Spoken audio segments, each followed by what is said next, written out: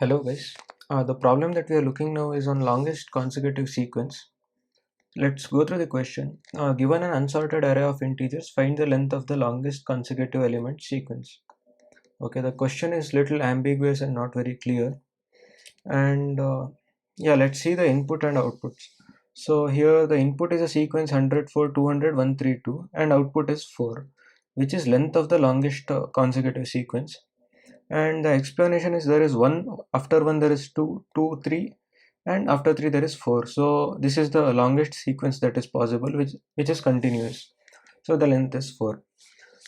So this is not very difficult one, it's quite easy, but it's included in the advanced because it involves some the simple way can be implemented very easily, but there is some trick involved which makes a very optimized approach. So the name looks quite familiar to some of the DP problems like longest increasing sequence or longest increasing sequence sum or something like that. But this is not actually a DP problem. So if you see, I want the continuous sequence, right? So I want some ordering, and whenever you need ordering, what do you think is about sorting? So can I sort this sequence and find out the length of the continuous sequence? So this is one approach that we can do it. So method one. So how do we go about this? So I will sort this array which will give me 1, 2, 3, 4, 100 and 200, right? Yeah. So I have sorted this array and I will get this. So next what I will do is I will initialize the result or the longest sequence, one variable to 0. Currently there is no. And I will start iterating throughout this list. And first I will be here and I will check the first element. Okay, so this result length of this is 1, so this is the current length, which is 1, and I will check the next element, is it just 1 greater than, there is the difference is 1, so yes, so I'll increment this length to 2 and put it here. I goes here in the next iteration. Here I'll check next is greater by 1, so yeah, next there is 3, so I'll update this length to 3. So next I goes here and again it checks with 4, yes, and so 4 become, this becomes 4. So next I goes here and it will check 100. No, it is not the next element of 4. So what I'll do is, so and at every step I do this, or after this, when there is a difference found, you will compare the result, okay? Until now the maximum length of the sequence was 0 and now I have one with 4, which is maximum 4, right? So I'll update this with 4. And next I'll go here and I'll check, okay, 100, next, is it there? No. So this current length is 1, right? Yeah. And I'll check if 1 is greater than 4, no. So I'll keep this result as it is. Next I'll go here, 200, which is the end of the list, so I'll do nothing. This length is 1, right? I would have to compare this current length with 4. No, 4 is greater, so answer is 4. So this is one way of doing it, but since here the sorting is involved, which takes n log n amount of time, so we should ask, can we do something better? Okay, so this is something that would come under easy or medium kind of problems. So finding a better solution involves a small trick, hence this is under advanced section. So the trick is that how, yeah, let's discuss that trick now. So here, right, I want for every element I need to go on checking if the next element is there, next to next is there, something like that, right? And this checking can be done in a better way if I have a hash set or hash map. For here hash map count is not required, so I would need a hash set. So yeah, first thing is, yeah, how can we do something better by just going with hash set? So what we are going to do here is I will have one hash set.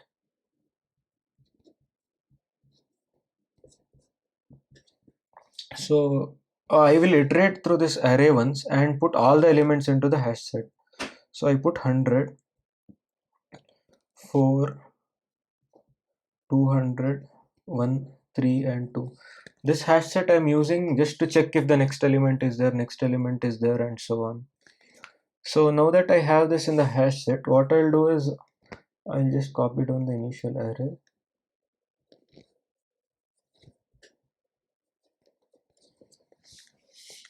Okay, this is the contents of the hash set, and here I have I. So I would go on iterating through this array, and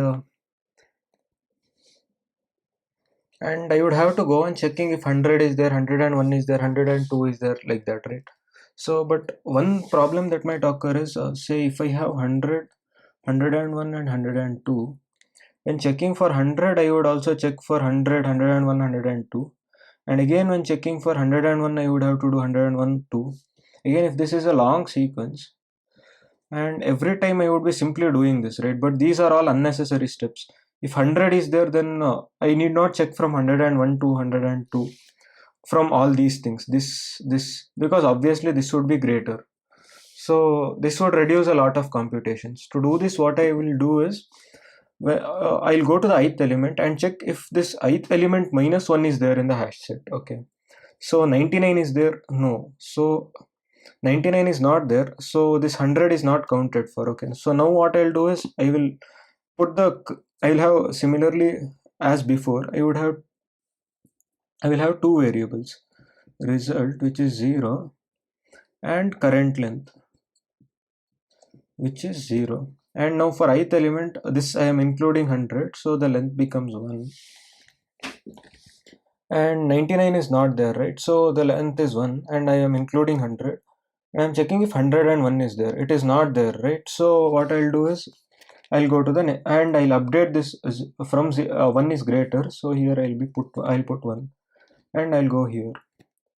So I'll check if 3 is 4 minus 1, right? 3 is already present. Okay, 3 is already present. So for 4, I need not do any operations because this is what we have discussed here.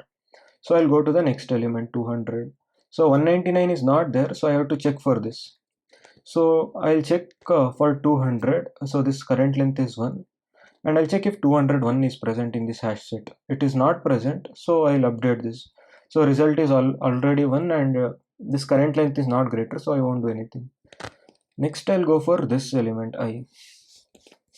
Here what I'll do is 1 minus 0. 0 is present. It is not present, right? So what I'll do is uh, 0 is not present. So this length becomes 1. I'm including this. I'll check this element plus 1. That is 2 is present. Yes, 2 is also present. So I'll make this length 2. And here it was 2. 2 is present, right? And I'll check increment it again to 3. 3 is present? Yes, 3 is present. So this became 3. Next, I'll increment again 4. Is it present? Yes, 4 is present. So this became 4.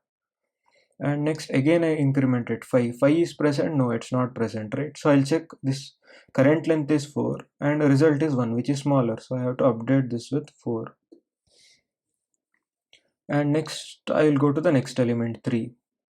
For 3, I'll check if 2 is present. It is present, so I would have already included that sequence. So I'll go forward. 2, I'll check 2 minus 1, 1, which is present. Yes, present. So I would have already included that in the sequence. So I would do nothing. So here you think that this requires n square number of operations, but here actually what I'm doing is, for every element I am only iterating through this only once. Okay, so this is n number of operations, plus for every element I am doing constant number of operations either before or after. If I do after that,